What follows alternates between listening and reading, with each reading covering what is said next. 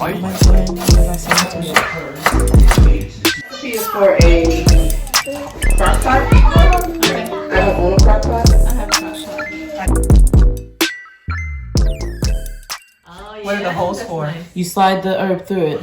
I would show you, but I'm one hand down. So. Here, let me hold it. If he'll go with me. Well, he's pretty friendly. Yeah. Oh no, but I have the ergo in there. I was like, I got my ergo back. I can put you on my back, buddy, because that's the rule. Like, if I have to do something, you either go on me or I have to put you down. Oh, my toddler came and she said, "What's going on here?" And so quickly too, right? I had a sister who's with IBCLC, so I didn't need like on-site support like every week or whatever. But I needed community. And just to talk about breastfeeding, you know, learn more about breastfeeding. So I was going to those and she was like, you should go to La Leche Day. We found the La Leche Day meeting. And there I met other moms who were like just coming out, needed something to get out the house. And one of the women mentioned that there was a baby wearing meeting. And then she mentioned like attached moms group that had popped up in Montclair. I think they had like meetup.com, whatever that thing is called. And also a Facebook group. Okay, so then I went to the baby wearing group and they had a Facebook group that they were starting.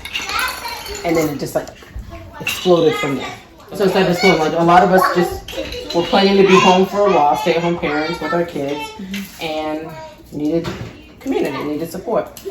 So the Facebook group exploded. Everybody was like, that's where I learned about the word crunchy. I didn't know what a crunchy was. Me too. I just learned about crunchy this year. I don't know what crunchy is. Okay, so think granola. You're kind of crunchy. Think hippies. I don't know if that's good or not. It's a good thing. You think I don't think hippies are bad, but I mean it goes either way. So think hippie, crunchy. Granola is crunchy. So yeah, granola. It was like green, like eating healthy, like eating organic, and then recycling and stuff like that, like trying to be better for the environment. So my term that I prefer to use for myself is sustainable. Like I would prefer a more sustainable lifestyle. Yes. But these are the words that I learned, like becoming a mom or whatever. So crunchy would be like Chantel was saying, like you do all these what I call trendy things. Okay. So you get into this bubble of like all the things that people that are trending now. Oh, a cloth diaper, a baby wear, I do all this stuff.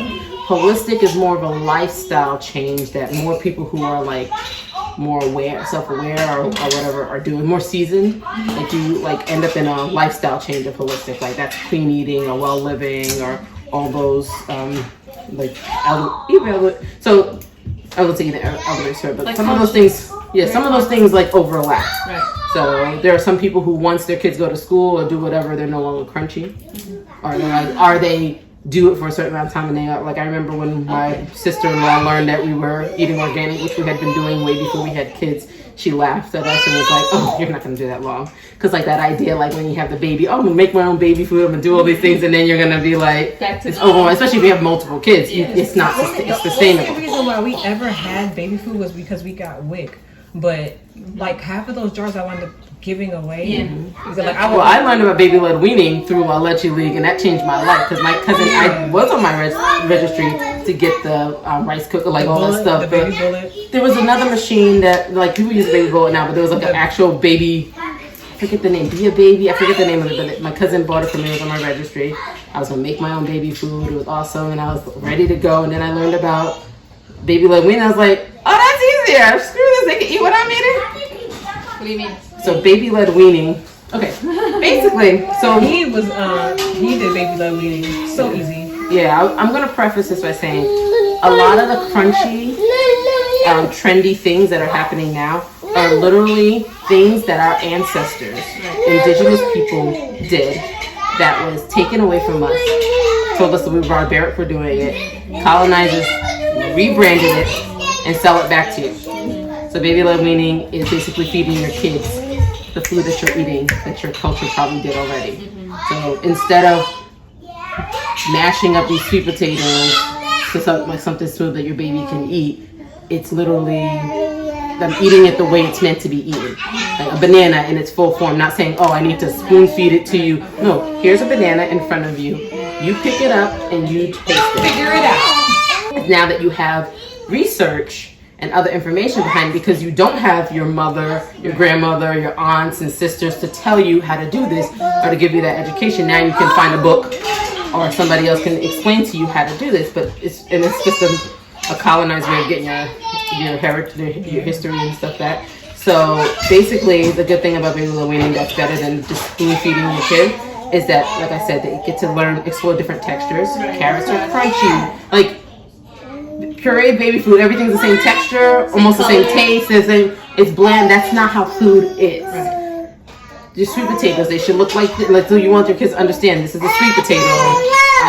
My kids are still confused when it's a white sweet potato. They're like, but like carrots, like the difference, like this is a garlic. Oh, you got the white sweet potatoes too? Yeah, I just got one because I like, and I could have got a purple one, but I didn't. I like switching it up because Whole Foods has the option. So when I make this, I'm like, I like a little color in it. You know, I could have done the different the different lentils as well.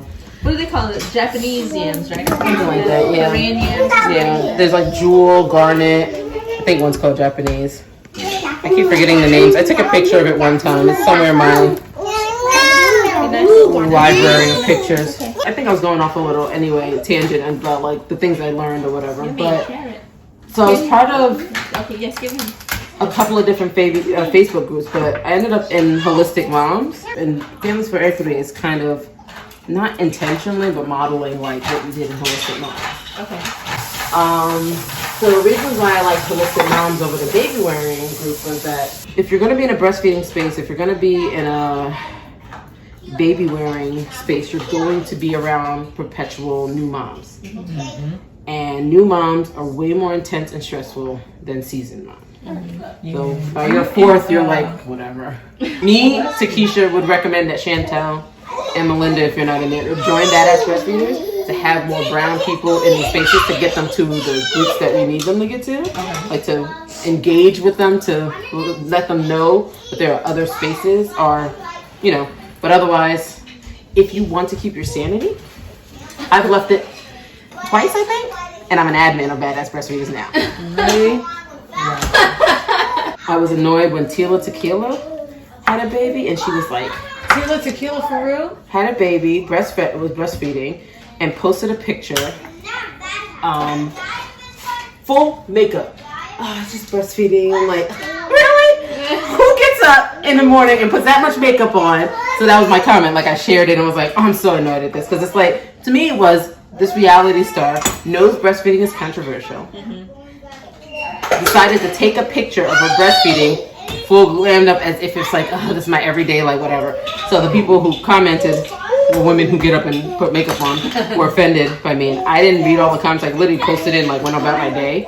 And then came back to all this. But one of the admins thought they were doing me a solid and chastised people, but then deleted the thread. So I don't know what it said. So I'm like, now I don't know what these people said about me in this group. And I feel uncomfortable. Don't delete nothing. Leave it there so that it can be researched for their purposes. And if it was all catty. It had nothing to do with breastfeeding. It was like, whatever. But yeah, so you're just going to add 4 cups of vegetable broth or more if you need it.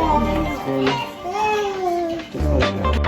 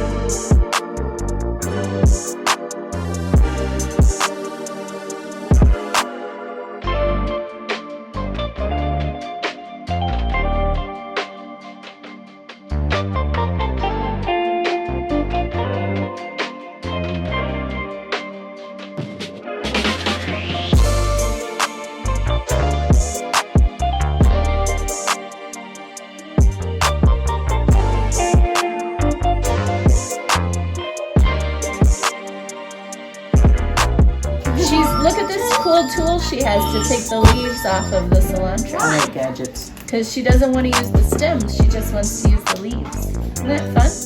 That's pretty cool. Ooh, yeah, that It's is. actually kind of tedious to be honest. So you're like, oh wow, I could probably do this by hand. Just, But you have it. are you guys having fun? Do you need anything? I'm not the child fan.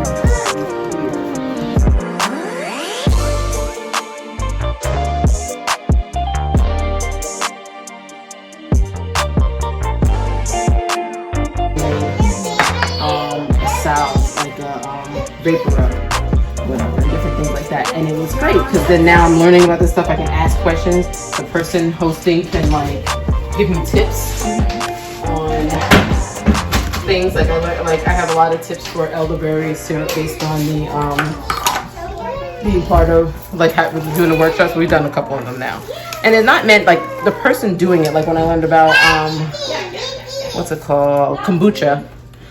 You don't need to be like an actual expert, like a fermenting like genius or whatever. Somebody like literally, I've made this recipe a couple of times. I can show you how I make this recipe, and now I'm the one leading the workshop. You know, you can lead one on anything that you're into, or you could be the person who hosts it.